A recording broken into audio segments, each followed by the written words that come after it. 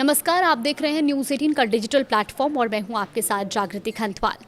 नेपाल में अचानक आई भीषण बाढ़ ने एक तरफ जहां भारी तबाही मचाई तो वहीं इसका असर अब भारत के बिहार तक पहुंचने की आशंका ने चिंता बढ़ा दी है। नेपाल में तेज बारिश, अचानक बढ़ते जलस्तर और फ्लैश फ्लड के खतरे को देखते हुए बिहार में हाई अलर्ट जारी किया गया है और खासतौर पर नेपाल से आने वाली गंडक और कोसी जैसी नदियों के जलस्तर पर लगातार नजर रखी जा रही है। बिहार के 6 जिलों में विशेष सतर्कता बरतने के निर्देश दिए गए हैं। वहीं भारत नेपाल सीमा पर तैनात सशस्त्र सीमा बल यानी कि एसएसबी ने भी अपनी रेस्क्यू टीमें अलर्ट कर दी हैं।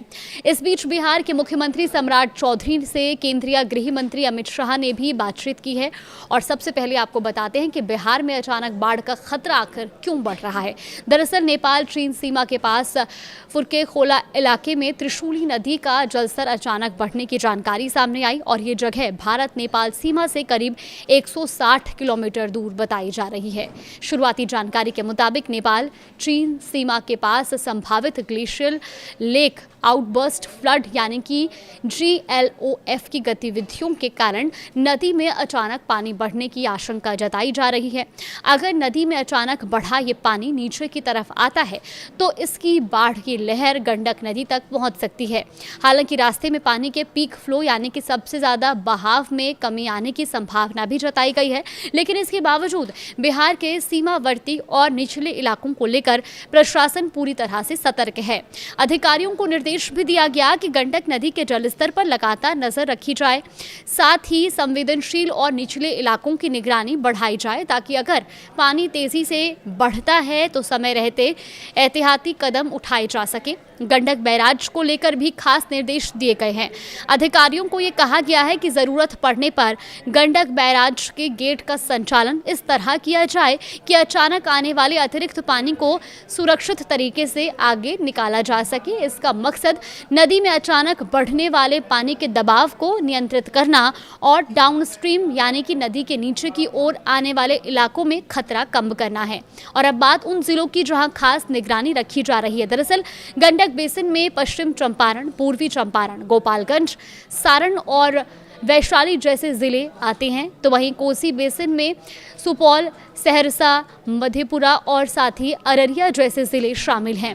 नेपाल से आने वाले पानी और नदियों के जलस्तर में अचानक बढ़ोतरी की स्थिति में इन जिलों के निचले और संवेदनशील इलाकों में परेशानी बढ़ सकती है और इसी वजह से अधिकारियों को तटबंधों, नदी के जलस्तर और साथ ही संभावित जलभराव वाले इलाकों पर लगातार नजर रखने के निर्देश दिए गए हैं।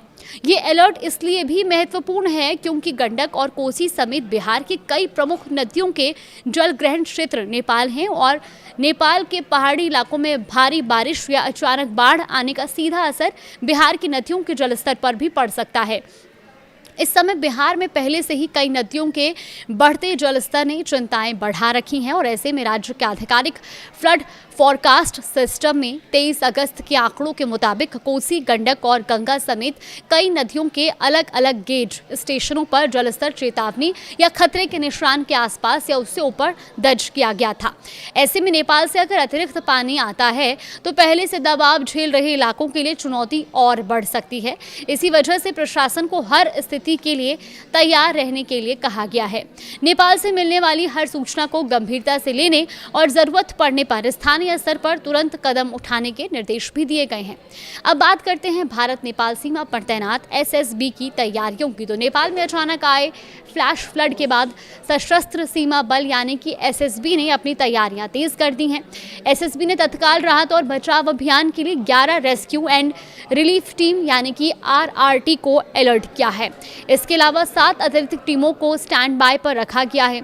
सीमा पर तैनात एसएसबी की बटालियनों को हालात पर नजर रखने के लिए भी और साथ ही स्थानीय प्रशासन के संपर्क में रहने के निर्देश दिए गए हैं। तो जरूरत पड़ने पर एसएसबी की टीमें राज्य सरकार और स्थानीय प्रशासन के साथ मिलकर रेस्क्यू, राहत और इमरजेंसी ऑपरेशंस में मदद करेंगी। और ये अलर्ट कोसी और नारायणी नदी बेसिन में बढ़ते जल प्रवाह के अनुमान और नेपाल की छोटी नदियों में अचानक बाढ़ की आशंका के बीच जारी किया गया है। इसके अलावा उत्तर प्रदेश और उत्तराखंड के उन संवेदनशील जिलों पर भी नजर रखी जा रही है जो घाघरा यानी की कर्णाली और साथ ही महाकाली नदी से जुड़े हैं। यानी नेपाल में बाढ़ की स्थिति सिर्फ बिहार के लिए ही नहीं बल्कि भारत के नेपाल सीमा से जुड़े दूसरे राज्यों के लिए भी चिंता का विषय बनी हुई है। अब आपको नेपाल के रसुआ जिले की स्थिति भी बताते हैं, जहां बुधवार सुबह अचानक बाढ़ आई और भारी तबाही मची। दरअसल रसुआ में तिब्बत की ओर से आए तेज पानी के बाद भोटेकोशी नदी का जलस्तर अचानक बढ़ गया। पानी इतनी तेजी से बढ़ा कि टिमुरे, बाजरा और आसपास के इलाकों में बाढ़ का पानी फैल गया और इसके कई घर, वाहन और दूसरी संपत्तियां प्रभावित हुई हैं। सड़क और पुलों को भी भारी नुकसान पहुंचा है। तो कुल मिलाकर के अभी फिलहाल हर गतिविधि पर नजर बनी हुई है। नेपाल में रेस्क्यू ऑपरेशन जारी है। अलग अलग टीमें लगातार युद्ध स्तर पर लोगों को सुरक्षित निकालने में जुटी हुई हैं, लेकिन भारत के लिए भी अलर्ट है। लेकिन ऐसे में घबराने की ज़रूरत नहीं है। आप प्रशासन की ओर से दिए जा रहे हर अलर्ट पर नज़र बना के रखिए और जितना संभव हो नदी नालों से दूरी बनाएं, क्योंकि अभी हालात संवेदनशील है और ऐसे में खतरे के लिए पहले से अलर्ट जारी किया है। तो आप भी सावधान रहें, सुरक्षित रहें।